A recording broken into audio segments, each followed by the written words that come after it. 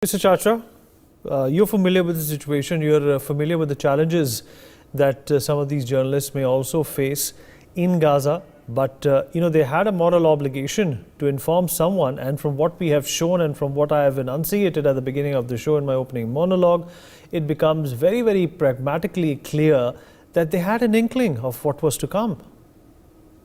Thank you for having me here. And before I come to my views, I think I must mention, I'll be failing if I don't, that there's a dire and a compelling need to ensure ceasefire, and a dire and a compelling need to stop killings. I mean, more than 13,000 lives have been lost, killings have been done, 1,400 or so. Numbers are not the only issue, but we have 13,000 lives lost, 11,500 of Palestinians, children, women, and so on and so forth, 1,400 or so of Israelis. The numbers keep mounting every day. So we must have ceasefire. We must have the protection people need. So that's the first thing. And of course, this whole question of peaceful and just solutions, the whole world wants it. We keep hearing statements that let's stop this, let's have humanitarian pauses. I am, of course, arguing for ceasefire.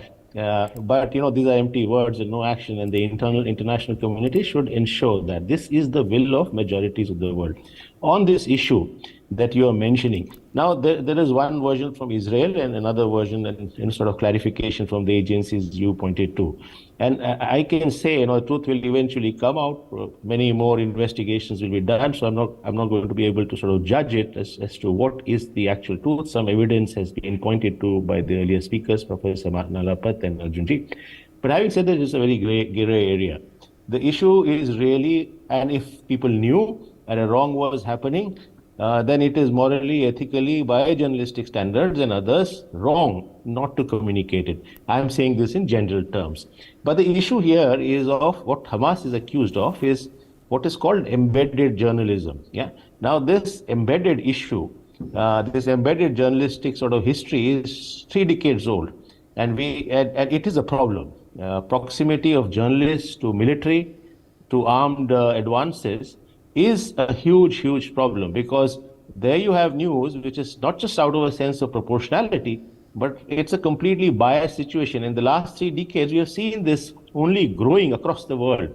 I mean, last decade or so, every major war that US has been involved with, you have journalists accompanying them in a very biased manner. And when you have sort of that being checked, and some people reporting on military excesses, you have the cases of Julian Assange and others. So there is a whole issue there. And I think this is something we need to, some of those are gray areas, as Arjunji was pointing out before me. But I think this is an area that journalists, society in general, but also during wars in particular, we need to examine more closely and interrogate and control.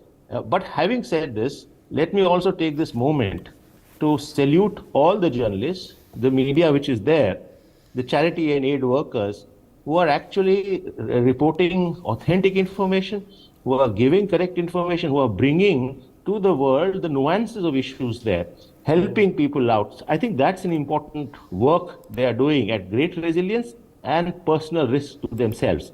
And that is something we should sort of also acknowledge and allocate at this point in time. And I think as the Committee of Journalists to Protect Journalists have reported, I assume roughly about 39 journalists have been reported killed. 36 of those are Palestinians, or 34 of those are Palestinians.